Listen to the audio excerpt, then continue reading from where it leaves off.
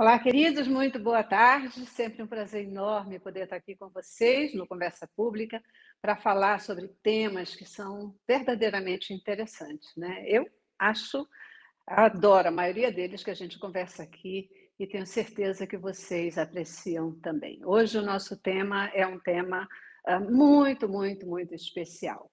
No Brasil, na verdade, nós temos cerca de 35 milhões e meio de crianças de 0 a 12 anos de idade, segundo dados do IBGE lá de 2018.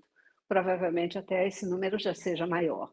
Inúmeras dessas crianças, elas vivem em situação de vulnerabilidade, enfrentam dificuldades de aprendizagem, crescem sonhando com uma vida mais favorável. Do outro lado, nós temos um convidado que é um jovem também sonhador. Ele tem um sonho, que é trabalhar com uma geração de crianças a partir de uma cosmovisão bíblica e preparar essas crianças para viverem a sua vocação e, a partir daí, transformarem realidades desfavoráveis. Eu estou falando do Diri Ferraz. Ele é missionário de jovens com uma missão, mais conhecida como Jocum. E ele está finalizando o mestrado executivo em liderança e pioneirismo global pela Universidade das Nações, com missionários que atuam em mais de 30 nações. É um currículo respeitável. Dili, muitíssimo obrigada pela sua presença e participação conosco aqui hoje, querido. Sim, é um grande prazer, Celeste, uma honra muito grande retornar aqui, né? Retornar a casa, né? Todo o trabalho de vocês é fantástico, a maneira como vocês comunicam, como vocês têm feito a diferença, né, no mundo, através daquilo que Deus deu como habilidade para vocês, que é a comunicação e a televisão, a internet, todos os meios aí que tem disponíveis, né? Maravilha, parece que a gente está buscando desenvolver as nossas habilidades, os nossos dons, aquilo que Deus tem colocado nas nossas mãos para fazer, né, Dili? E olha só, eu queria começar com você entendendo um pouquinho como é que é esse sonho de transformar gerações de crianças, como é que surge esse sonho para você e o que exatamente você sonha? Como é que é essa história? Conta para gente. Então, eu tenho observado muito, eu sou missionário já fazem 21 anos, eu caminho com Jesus aí já fazem 25 anos. E uma das coisas que eu tenho observado é que a gente tem trabalhado muito com renovação de mente, né? Romanos 12:2. Eu Mas amo esse versículo, adoro. sim, É uma meta sim. para mim. Mas eu fiquei pensando, né? Uma das perguntas que o senhor tem me feito é o que é mais fácil? Você renovar uma mente ou você formar uma mente? E diante disso, eu comecei a olhar alguns dados, né? E eu olhei, tem a APEC, que é a Aliança para a Evangelização de Crianças, que eles têm uma estatística interessante, que 86% das pessoas que estão na igreja hoje, eles se converteram entre 0 e 15 anos. Você tem 10% que se convertem entre 16 a 30, e você tem 4% que entrega a sua vida para Jesus depois dos 30. Então, se a grande maioria das pessoas ela entrega a sua vida para Jesus ainda na sua infância, eu tenho percebido que muitas vezes nós temos investido muito mais os nossos esforços com um público mais velho, quando na realidade nós deveríamos preparar essa geração mais nova, porque a gente tem visto hoje todo investimento, vamos falar aí do inimigo, com ideologias, com a questão de você destruir com a identidade da criança, do adolescente. Agora, eu fiquei pensando quanto de material nós temos sobre a grande comissão para crianças de 0 a 6. O que nós temos de material com uma cosmovisão bíblica sobre as 7 áreas de influência da sociedade para crianças de 0 a 6? O que nós temos sobre evangelismo como estilo de vida, manifestar o poder de Deus no seu dia a dia para as crianças, para que elas possam crescer com essa cosmovisão? Então, diante desses questionamentos, eu tenho pensado sobre isso, para como que nós possamos preparar uma geração que crianças que têm hoje de 0 a 6, em 20 anos, eles vão ter de 21 a 26. Eles estarão ocupando os lugares onde nós estamos hoje. É muito interessante, Dili, o que você está colocando, porque, inclusive, já está comprovado, né, que é muito mais difícil você transformar do que você formar, né? Sim. Então você forma, aquilo já está uma massa, já está um processo construído. Quando você tem que mudar esse processo, é uma situação muito difícil. E eu fico tão feliz de ouvir você falar sobre essa questão e a preocupação com essa primeira idade, porque o nosso líder, pastor Samuel Câmara, ele já está pensando, ele é tão preocupado com essa questão, mas tão preocupado com essa questão, que ele já está pensando nas crianças de -0. Ele já está pensando na formação das crianças, ainda no ventre das suas Hum. mães, né? Porque isso é também um pedaço muito, muito, muito importante dessa história. E como que você faz, ou você pode fazer, ou trazer mudanças efetivas para a sociedade? Como é que você, essa questão, né, de você pensar e ter projetos para essas faixas etárias, como é o teu pensamento?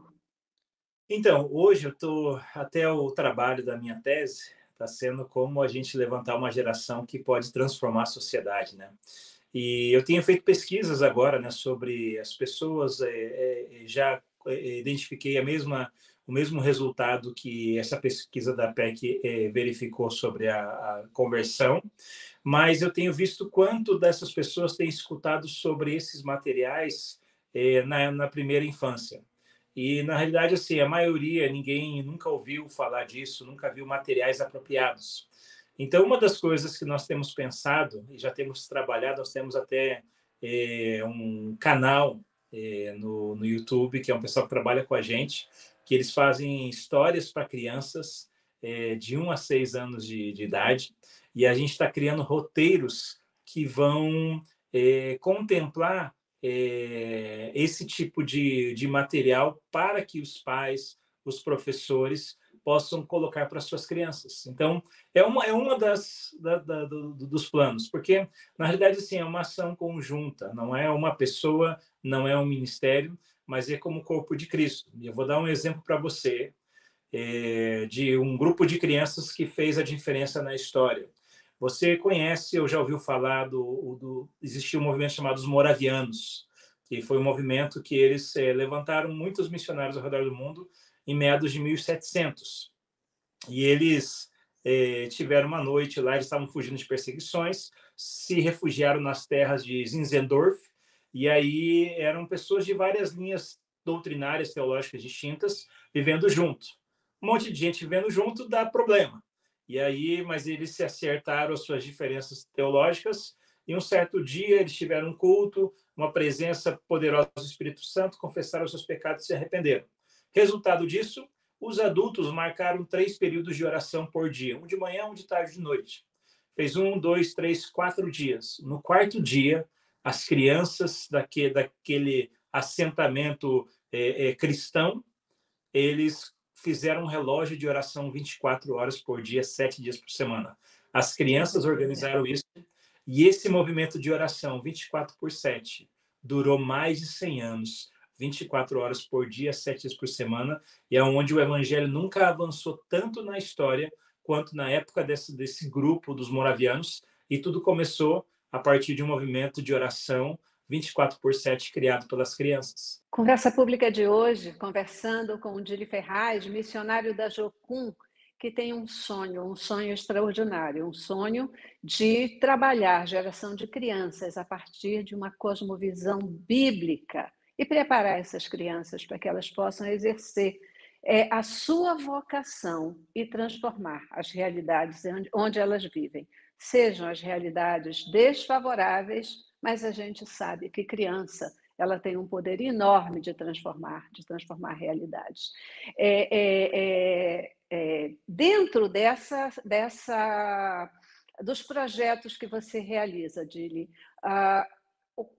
que outros exemplos, ou que exemplos você tem para a gente, além dessa preparação de material, ou como você. São duas perguntas, na verdade, né? Primeiro, como esse material todo que vocês preparam, como é que ele chega? Ele chega às igrejas, às escolas, às famílias, e como que ele é posto em prática? Primeiro Uhum. essa pergunta, depois eu quero saber exemplos de projetos que você já tenha concretizado. Então, dentro do nosso movimento, eu posso falar mais do nosso pessoal como Jocum. Nós temos um movimento chamado King's Kids, que são crianças do rei. Então, que já começa de crianças lá de 3 anos, 4 anos, que podem vir e participar. Claro que nessa faixa Uhum. etária elas têm que vir acompanhado dos seus pais. Eles passam por um tempo de, vamos dizer assim, como se fosse um acampamento. Ali 15 dias ou um mês, onde eles vão estar sendo treinados sobre ouvir a voz de Deus, sobre como conhecer a Deus, como fazer conhecido. Vão aprender várias outras coisas que as crianças gostam, tipo, por exemplo, teatro, dança, malabares e por aí vai, onde ele pode usar os seus dons e talentos para poder compartilhar da sua fé em Cristo Jesus. Então, esse é um modelo, é algo que acontece hoje em bases missionárias da Jocum no Brasil e no mundo, espalhados aí, aonde crianças têm sido treinadas, equipadas para poder dar continuidade na grande comissão.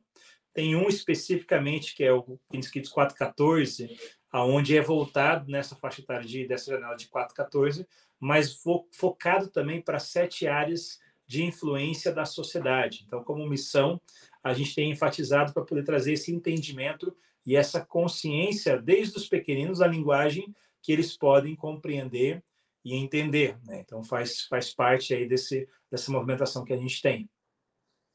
Bacana.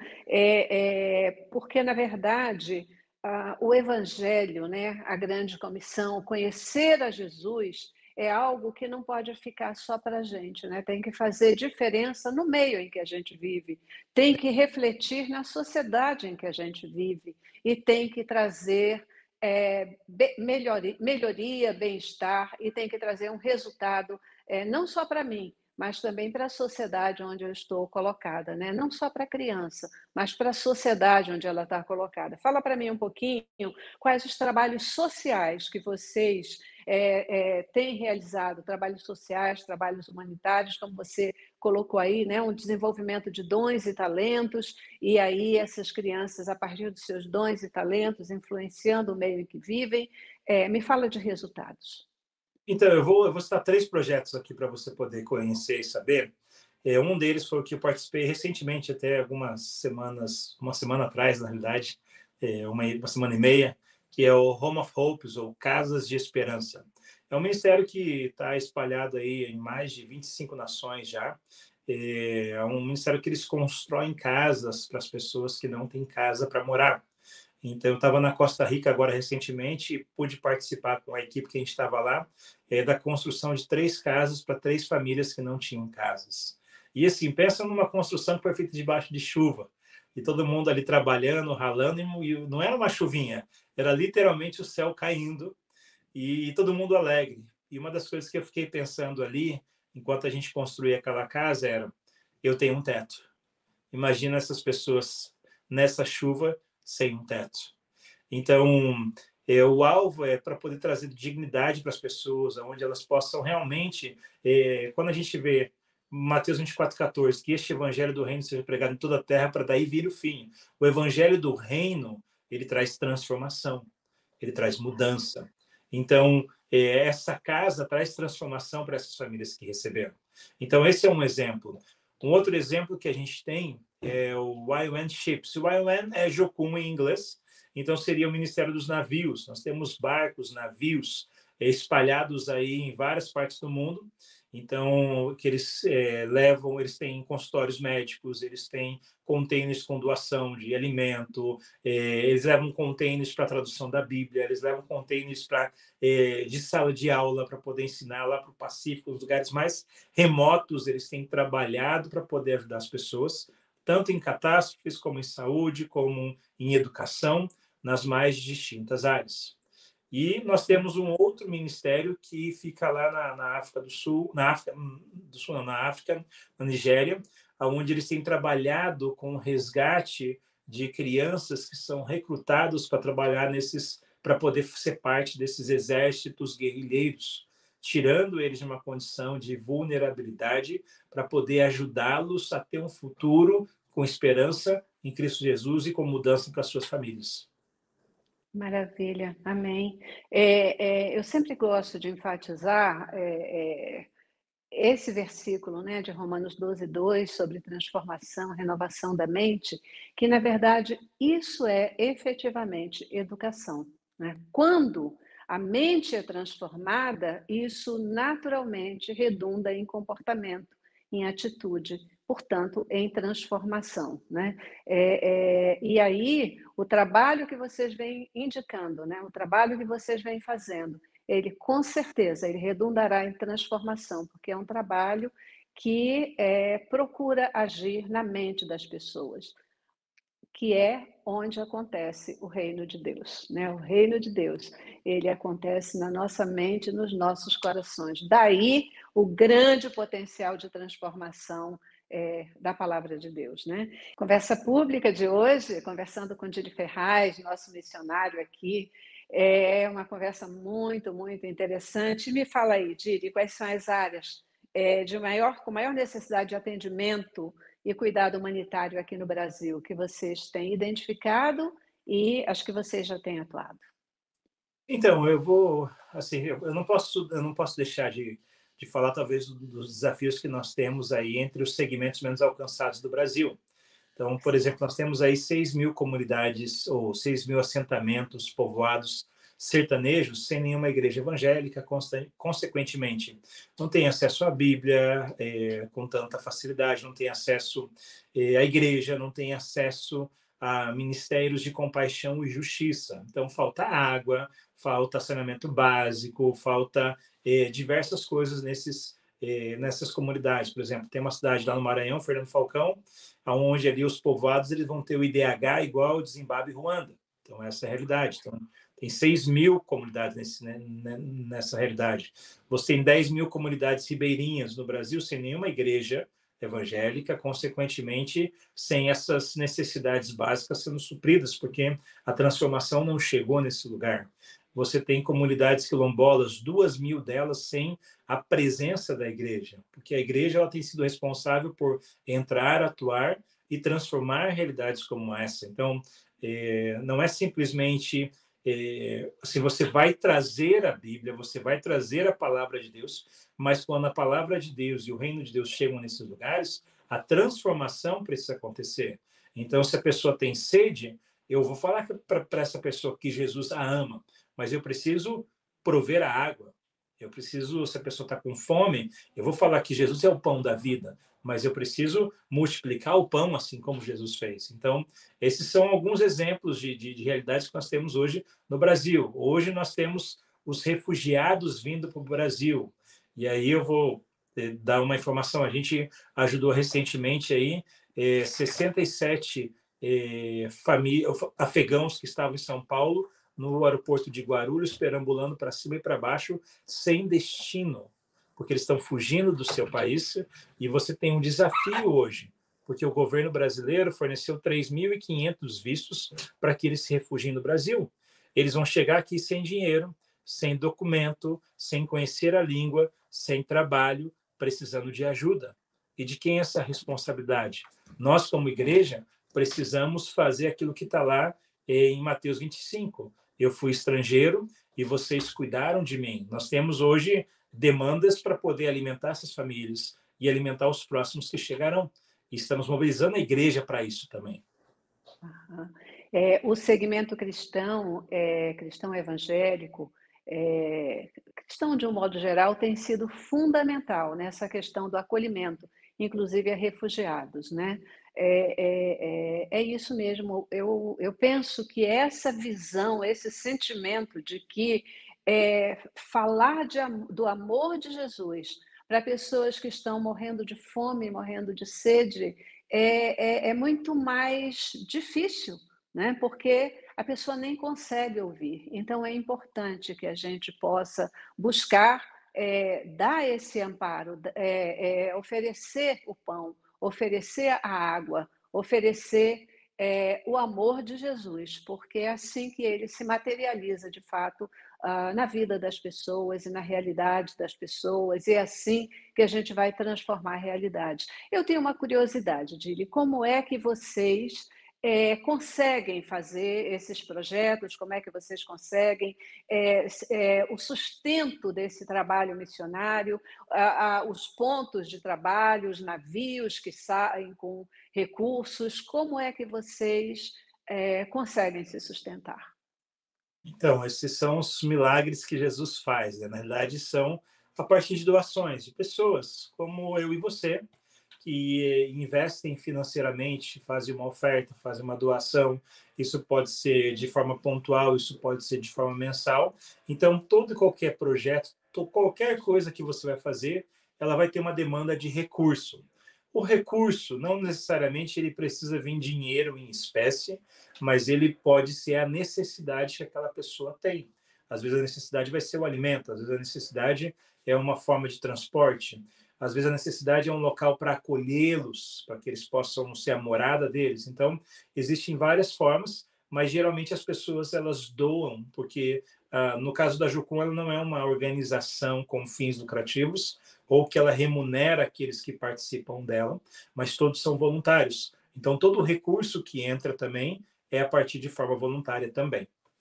Uhum, uhum. E as pessoas que tiverem interesse em ajudar esse trabalho da Jocum, como é que elas podem cooperar?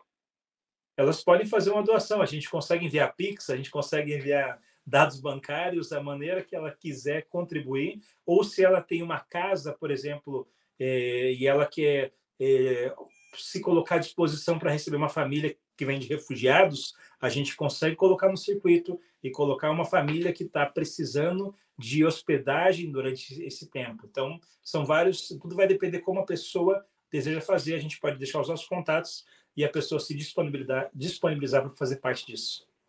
Perfeito. Os contatos de vocês vão ficar na nossa tela, para que as pessoas possam eh, eh, se sentirem tocadas, que elas possam efetivamente cooperar. Nós não podemos esquecer, eu quero, já no final desse programa, voltar ao nosso número inicial: 35,5 milhões de crianças entre 0 e 12 anos. Muitas dessas crianças em situação de vulnerabilidade. E como você colocou, a gente precisa cuidar dessas crianças, para que elas já cresçam se sentindo amparadas, que elas cresçam se sentindo já dentro de uma linha de orientação, de proteção e cuidado, né? Para que elas possam ter uma vida realmente melhor, uma vida digna, como é o projeto de Deus para cada um de nós. Dili Ferraz, final de programa, eu queria deixar aí um tempinho para você deixar sua mensagem final para o nosso telespectador. É isso aí, gente. Eu quero te encorajar, você que tem filhos, tem netos, tem sobrinhos, que você possa investir intencionalmente na formação deles, para que eles cresçam com uma cosmovisão de acordo com a palavra de Deus. E eu quero encorajar você, se você não conhece os nossos projetos, o nosso trabalho, entre em contato com a gente, entre em contato aí com a Jocum, com o Movimento Jesus for All, e a gente tem total disponibilidade de mostrar todas essas oportunidades que a gente citou, foram algumas, e tem outras mais, e você pode se envolver de alguma maneira. Então, obrigado, Celeste, obrigado pela sua oportunidade, que Deus abençoe a todos. Isso aí, isso aí. Tá vendo? Ninguém faz nada sozinho, né? Todo o trabalho depende de um esforço conjunto e você pode fazer parte dessa história. Você pode também ser um agente de transformação. Cada um de nós pode fazer diferença, não é mesmo? Muitíssimo obrigada, Dili, pela sua presença, por compartilhar conosco, né, esses projetos tão importantes e que Deus possa abençoar ricamente o trabalho de vocês e levantar pessoas, levantar voluntários em todos os sentidos, doadores, pessoas que abram seus corações para poder cooperar e fazer, ajudar nessa transformação, inclusive dando uma vida mais saudável para as nossas crianças. Que Deus abençoe vocês, que Deus abençoe você também, que está participando conosco. Muitíssimo obrigada. Até a próxima.